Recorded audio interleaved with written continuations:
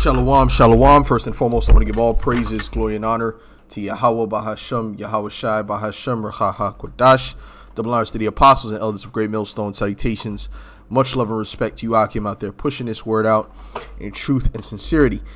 This is going to be a quick lesson. This lesson is going to say that Esau Edom, all right, the so-called white man, he is nervous about this particular movie, Wakanda Forever, based upon the fact that Judah and the kingdom of Ephraim is coming together. Okay, that whole thing of the tribes coming together, that's a real threat to these Edomites, and they're not liking what they're seeing with this movie. Okay, because this is all prophecy.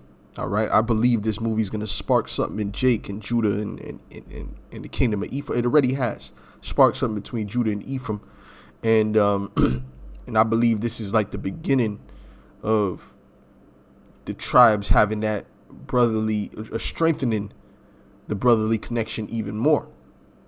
Okay, when you look on these different TikTok and different things like that, you'll see that a lot of Latinos are thanking Jake and thanking and speaking, and basically speaking well about Jake, and Jake is speaking well about them, saying, oh, they're so happy for them, and Ray. And my question is, where are we doing that with other? Where is we doing that with the Asians? Where is that happening with the so-called Chinese, or the so-called East Indians, or the so-called Arabs? That's not happening. That type of connection that you see happening just based upon this movie is proof that we are brethren, proof that we are of the same kind, the same ilk. Okay, different tribes, but the same nation. Now, this guy on the top left, this Edomite, all right, he brought this guy on, which is clearly he's a Latin tribe, to basically speak about his disgust of the movie. And this is what you see, the trend that's going on in YouTube right now. You have a bunch of Edomites narrating and bringing on so-called Mexicans, so-called Latinos, and so on and so forth, from the respective countries, to come on and speak about how they were disgusted by the movie and how it was actually racist because, he was in the water. When he came out, his back was wet. And that, you know what they call Mexicans, right? His whole back was wet. What does this mean? And, and he crossed the border of Wakanda. This was all racism. And this is literally the talking points that Esau is narrating. And, basically he's hosting, right, for these Latin tribes to speak negatively about the movie. And ultimately, they're speaking negatively about Judah. Saying, the only ones that like this movie. But if the only way you like this movie, you like black, bald-headed women, and whatever the case may be. These are the talking points that's happening. And Esau's sitting back, rubbing his hands together like Birdman, because he's trying to create a dissension. But it's not going to work. Okay? At the end of the day, Yahweh Shem Yahweh Shai is sparking something in the world. And of course, everyone's not going to be with it. We always have Uncle Toms amongst our nation. You always have Theo Tomas amongst our nation. We always have sellouts you can always find a sellout. Okay, all right. How do you think them conquistadors got so far? The sellouts helped them. All right, them scouts, them Native American scouts, they helped the Edomite. They helped the enemy to destroy their own people. And what did the enemy do? They turned around and put them in the same predicament. Because first of all, they're not to be trusted, and secondly, no one likes a traitor. Okay, but they're gonna find out that Esau Edom is not for them in the near future. They're gonna find out. You see? Okay, so let me get Revelations 8:11 and verse 8. It reads, "And their dead bodies shall lie in the street of the great city, which spiritually is called Sodom and Egypt." That's America. Okay, it's Sodom because of the freakism that happens here that they promote on the highest level. Can't even tell the difference between a man or a woman, and they got all kind of different names, all different types of genders. This is the land of Sodom spiritually, and the land of Egypt because all 12 tribes are in America. All 12 tribes are in America in captivity. Okay, with social security numbers, being oppressed. Okay, this is why it's spiritually Egypt, because we were not together for thousands of years, going back to the Eastern Hemisphere. All right. Because remember, the Latin tribes were the first ones to come into captivity under the Assyrians, because they went, under the Jeroboam, they were going completely away from Yahweh Shem Yahushai. All right, which is our power, our God. All right, but then Judah was, they would have a righteous king from time to time.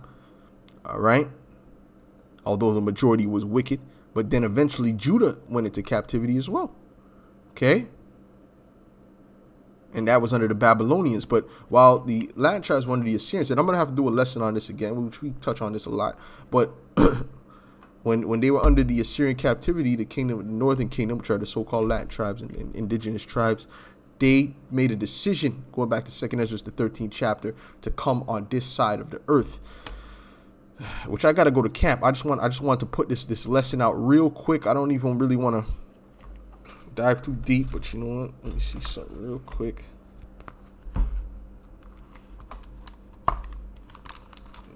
Pull it up here.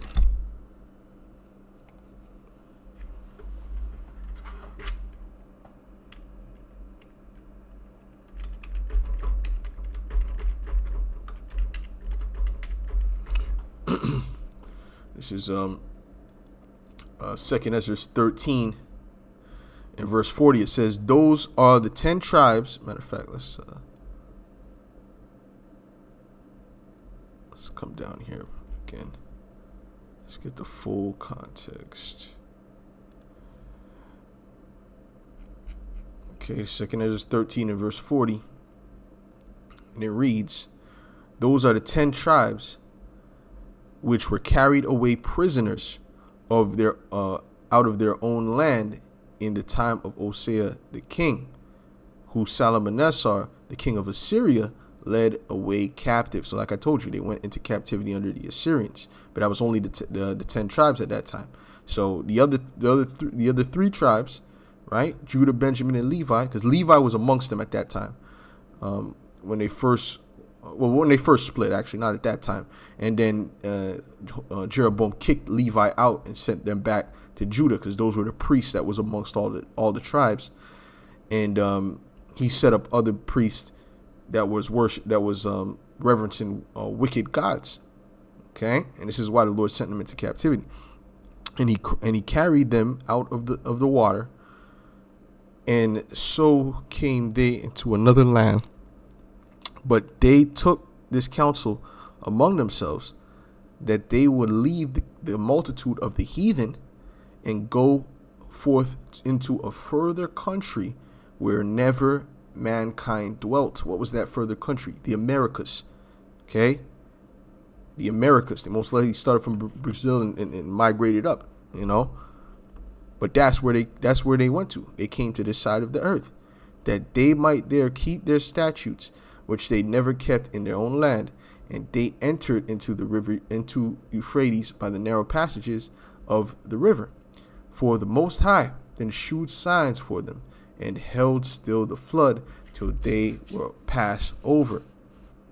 For through that country was there a great way to go, namely a year and a half. It took them a year and a half to get here, showing you it wasn't nowhere on that side of the earth. All right, it was all across the ocean, all the way across the ocean. And the same region is called Asaroth, which means another land. Then dwelt they there until the latter time. And then dwelt they there till what? The latter time, till the end. And we're at the end right now, and they're still on this side of the earth. And now when they shall begin to come, the highest shall stay to spring, the highest shall stay the springs of the stream again, that they may go through. Therefore sawest thou the multitude with peace. Okay, so this is how the Latin tribes got to this side of the earth. All right, and so I'm going to read this again. And their dead, this is Revelations 11 and 8. And their dead body shall lie in the street of the great city, which spiritually is called Sodom and Egypt, where also our Lord was crucified. Meaning the image of our Lord, right? They have an Edomite. They painted up an Edomite, right? They pushed that Edomite image in your face, the so-called white man, telling you that was the Lord. And they took out. They basically blasphemed the true image and depiction of the Lord and the way He is. Okay, and they of the people and kindreds and tongues and nations shall see their dead bodies 3 days and a half, and shall not suffer their dead bodies to be put in graves, right? So that 3 days and a half is what, 350 years from the time Judah came on the side of the earth. We were still in a dead state, okay? Up until what time? Up until from what? It started, what, 1619 up until about 1969 when Elder Abba Bivens came on the scene to bring in the beginning of the true gospel, man, and to preach Yahweh Shai, to preach about the 12 tribes and things of that nature. Although High Priest Ariel is the one who created the sign through the Spirit, which just the fact that he found who all the tribes are, that's all spiritual, completely spiritual. Back then they didn't have internet, okay? But if I'm not mistaken, I believe Elder Abba Bivens, he definitely knew that these were the tribes, from what I heard from Elder Apostle Tahar and them, but he didn't really specify. But he knew that the indigenous people on this side were part of us, were part of the tribes. Okay. And they that dwell upon the earth shall rejoice over them and make merry, and shall send gifts one to another, because these two prophets tormented them that dwelt on the earth. And the two prophets represent the southern and the northern kingdom. The prophets of the southern and the northern kingdom. Okay. Judah, Benjamin, and Levi, so-called Negroid tribes, and then you got the indigenous tribe, which is Ephraim, all on down to Issachar. Okay, you understand? So this is what this movie is basically doing, is bringing the tribes together. When you look at a lot of the reviews, you got Jake get this and that. They see his brotherly love, man. Oh, we got love for our brown brothers. You know what I'm saying? Black and brown unity, such and such, and so on and so forth, man. Okay, all right. You see what I'm saying? So it's clear, it's clear that we are those tribes. But Esau sees this, and now he's trying to put a dissension between the tribes. Hold on, I just want to read this part here. Right? Because this is dealing with the dead bones, right? Which goes into the topic that we were just reading about, the dead bodies. It said, then he said unto me, son of man, these bones, Ezekiel 37:11. Then he said unto me, son of man, these bones are the whole house of Israel. Behold, they say our bones are dried, and our hope is lost. We are cut off for our parts. Therefore prophesy, and say unto them, thus saith the Lord power, behold, O my people, I will open your graves, and cause you to come up out of your graves, and bring you into the land of Israel. So he's going to wake us up, the Israelites, all 12 tribes, and then eventually he's going to deliver the elect, the chosen, because most of our people have to die. Most of our people, they love this system. They love these Edomites. They're going to have to go down right with the Edomite and the troop, okay? But the elect, they're going to be delivered, and we're going to be taken back to our land. And ye shall know that I am Yahweh when I have opened your graves, O my people, and brought you up out of your grave. This is not physical, this is spiritual. And shall put my spirit in you, and ye shall live, and I shall place you in your own land, and then shall ye know that I, Yahweh, have spoken it and performed it, saith Yahweh. See, this is called what? The reunion of Judah and Israel. The word of the Lord came again unto me, saying, moreover, thou son of man, take thee one stick, and write upon it for Judah and for the children of Israel, his companions. Then take one stick and write upon it for Joseph, which is Ephraim, or the stick of Ephraim, and for all the house of Israel, his companions. Like I told you, the Negroid tribes, Judah, Benjamin, and Levi, and then Ephraim on down, which would be the so-called indigenous tribes, Ephraim, Gad, Reuben, so on and so forth. All right. You see what I'm saying? So that's why we have that sign out there, because this word for stick, when you look into it, is plank. Okay. That's why we have that flat sign out there, and we have all the tribes written down on it. And join them one to another. And that's what we did, into one stick. And they shall become one in thy hand. And when the children of thy people shall speak unto thee, saying, wilt thou not shew us what thou meanest by these? Right? What does this sign mean? Okay, what does this mean? Oh, that's me. I'm Issachar. Oh, I'm Reuben. Okay, I'm Benjamin. I'm Levi. What does this mean? Okay, then we break it down to them. Say unto them, thus saith the Lord power, behold, I will take the stick of Joseph, which is in the hand of Ephraim, and the tribes of Israel, his fellows, and will put them with him, even with the stick of Judah, and make them one stick, and they shall be one in thine hand. Okay, so this is what's getting ready to happen. The Lord is getting ready to unite the tribes. Okay, and this is something that I've been waiting for from the first time I heard about the truth, man. I've been waiting for the tribes to be united, man. Okay, and I used to see back then, you used to see certain things, black and brown unity and this and that. You know what I'm saying? Damn near brought tears to your eyes, man. You know what I mean? It was a beautiful sight to see, because in the spirit, we know that we're kin, but later on you understand it's all about the elect, man. Jake ain't right no matter what tribe they come from, but we still it's still good to see, we still desire to see the tribes come together, at least that, because that's prophecy, because that's prophecy.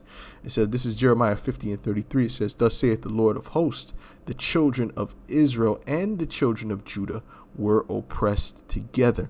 Like I said, they were not together for thousands of years after the split, going back to the time of King Solomon.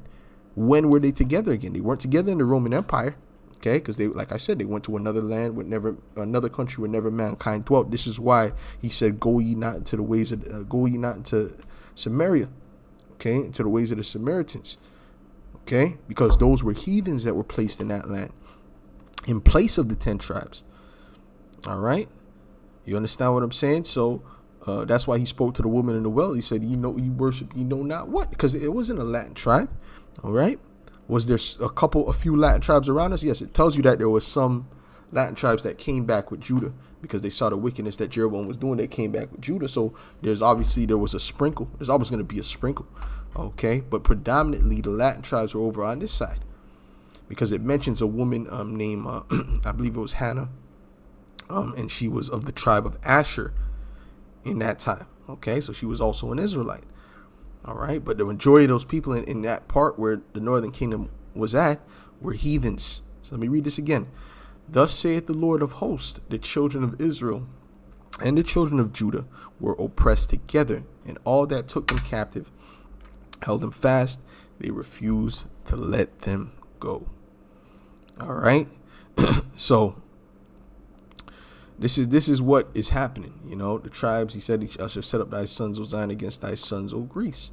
You have another one here. First, let's get off the way the good things that happen in this movie, because this movie actually has some redeemable qualities. For example, all the costumes look very, very. The costume design department was. There's a particular one I'm looking for. What I just saw listen is a disservice to men, a disservice to comic book fans, a disservice to fans of cinema, a disservice to Mexicans, and a disservice to Mexican minority relations. And let me tell you this much, my white brothers, this was an insult to you. You heard that? What I just saw listen again. This is a Mexican. This is I'm not even gonna call him is it correct, but this is who's hosting this show. This is Esau hosting this show. And he's what is he doing? He's pushing forward this rhetoric. He's helping to create, and like I told you, there's always going to be sellouts. There's always going to be low lives amongst our people that's going to agree, going to cater and pander to Esau, Edom. It's always been like that. All right, and not just Esau, Edom. There's our nation that was pandering to other heathens as well. But in this case, right, since Esau has been the one that's been ruling, the wicked has been ruling for such a long time, our people pander to Esau on a very, very high level. And you can hear it. Listen to this guy. It sounds like he's going to bust a blood vessel over a damn movie, because he's saying that this was the most racist thing you ever seen, which it's all a bunch of bullshit. They're saying he came out of the water and his back was wet, and that was a reference to the insult of calling a Mexican a wetback. This is fucking nonsense, man. Are you fucking kidding me? He's an underwater individual. He lives underwater. Brother, I didn't think about that not one time. That wasn't even crossed my mind. That it's just fucking stupid. And he crossed the border of Wakanda. What does this mean? That's racist. I mean, you got to hear the talking points of these people. They said, and this is a spoiler alert, they said because she was angry and she wanted to which we don't, the feminism and all this madness, this is Esau Edom's agenda. Okay, I had to block this out. Really, I didn't want to watch it because of that aspect, because I knew Esau's agenda was heavily in this movie. But the fact that she was gonna go, even though it would start war with them, because he killed her mother. Okay, she was enraged. Well, duh, he killed her mother. He killed her mother. Of course, she's gonna be enraged. Anyone would be enraged if her mother was killed. And people are trying to stop us. Saying, nah, we don't want to do that because we're gonna have to go to war with all of them. It's gonna create an eternal war. And she said, I don't care, and whatever the case. And she said, and they're trying to say, see, they're the real colonizers.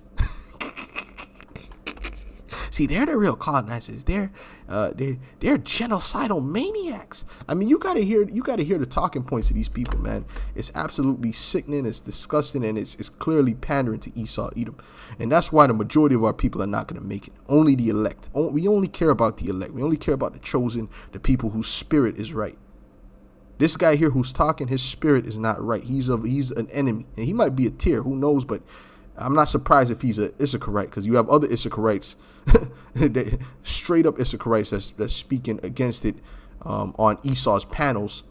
Okay, and they might have like one or two Issacharites, and then the rest of the panel be Edomites trying to speak against the movie. Why? Because Esau is nervous at the idea of Judah and Israel coming together. What I just saw right now is a disservice to men, a disservice to comic book fans, a disservice to fans of cinema, a disservice to Mexicans. Which him being a disservice to men, I understand what they're saying about that because of the madness, the feminism they had to push up in that madness.